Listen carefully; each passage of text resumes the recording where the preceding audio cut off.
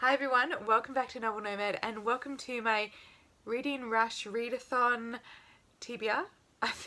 Bit of a mouthful. So the Reading Rush is actually what used to be called the Booktubeathon. Now I have never done the Booktubeathon. I've never done the videos and the challenges for the videos aren't out yet, but I've never participated and I always really want to. It's run by Ariel and Raylene. I'll link their accounts down below and also up here. You'll be able to find them. They are fabulously good fun. They've been on BookTube for a very long time and I really enjoy watching their channels. So what I wanted to do is I wanted to take part in this readathon to get some of these really small books off my shelf because it only runs for a week. The challenge is to read 7 books and I have picked 1 book per each challenge for 7 challenges, and I want to get these books off my shelf because they're ones I always want to read. They're tiny but I just keep avoiding them. So without further ado, let's get into the first challenge. So challenge number 1 is to read a book with a purple on the cover, and this is definitely a purple cover. So it is The Darling Buds of May by H.E. Bates. This is the Larrikin family. It has been a huge TV show back in the I think early 90s it was made. It had Catherine Zeta-Jones in it, but it sounds absolutely hilariously good fun. It's set in the English countryside where an accountant has to go out to see this rather boisterous family, and he quickly falls in love not only with the daughter but with the family themselves. So this sounds like a really good, fun, quick read that I think would just brighten up my July. Challenge number 2 is to read a book in the same spot, the entire book. And for that one I have picked On Tyranny by Timothy Snyder, 20 Lessons from the 20th Century. Now Timothy Snyder is an amazing historian and history writer, so I really wanted to get into his shorter works because I think what these lessons do is a really good way to introduce people into history and different concepts that are being explored within historical non-fiction.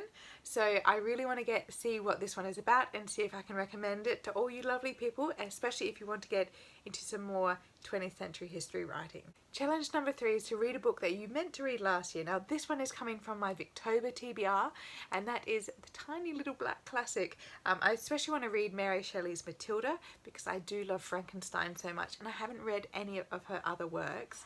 But I was very proud of myself. I got to all of the things on my TBR besides the little black classics. And I was okay with that. I think I could put that down, but I do want to read them. I did buy them for a purpose and I do want to get them off my TBR shelf. So this one is definitely going to be read this year in July.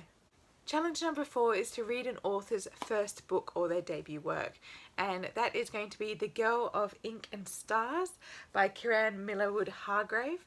I follow her on Instagram and she is brilliant. She's written, I think she's releasing a young adult and an adult book, and she's also released another young adult book recently, but this is her first work.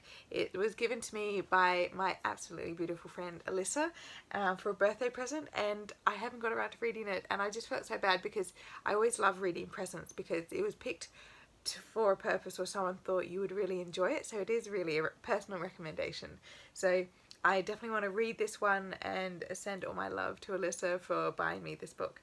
And I'm really interested to get into her work because obviously when you follow someone on Instagram and they're a writer, it's really great to actually engage with their work as well.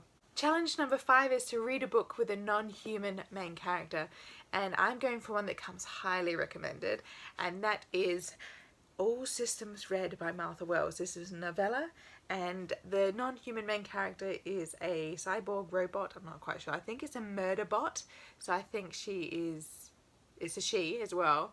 Assassin-like character that's a robot, or at least a cyborg. But yeah, I thought that would be quite fun. I'm not used to reading sci-fi that has like robots and things, so I thought this would be really good fun. Challenge number 6 is to pick a book with 5 or more words in their title, and that is going to be E.M. Forster's A Room with a View. I just snuck in there. It's just five words in that title. But I've had this on my bookshelf for a very long time. I can't even remember when I bought it, but it's been on my bookshelf for a very long time, and I really want to get it off because I watched an adaptation a long time ago and I loved it, and I picked this book up, but I just never read it, so I do have to read it. I know there's a bit of a love-hate relationship with this one. It falls short for a few people, but I really want to see if my memory of the adaptation, if that it helps the reading of it in any way.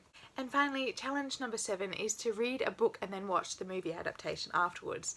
And I have chosen The Prime of Mrs. Jean Brodie by Muriel Spark. I think I attempted this book. I started like the first few pages, I got really hooked, and then assignment was due at uni, so I had to put it back down. Even though it is absolutely tiny, it's something that I've been wanting to read for a while. I'm definitely going to find the movie adaptation that stars Maggie Smith. I think from all accounts that she was like acclaimed in her role as Jean Brodie. So I really want to watch that adaptation. And also it is a book that Adam from Memento Mori praises highly. I'll link his account down below as well, and just from his praise alone I know I really want to read some really good modern classics. He always has a good finger on the pulse for great modern classics, so I definitely want to get this one off my shelf and probably onto my beloved shelf. I'm feeling like I might really enjoy this one. Alright, so those are the books I'm reading for the Reading Rush. If you are participating, let me know and we can talk about it. I also will be signing up to the account later today, so we can always chat over there on the actual forum itself. I may or may not be doing the video challenges, we will have to see, but otherwise I am very excited to actually be participating this year.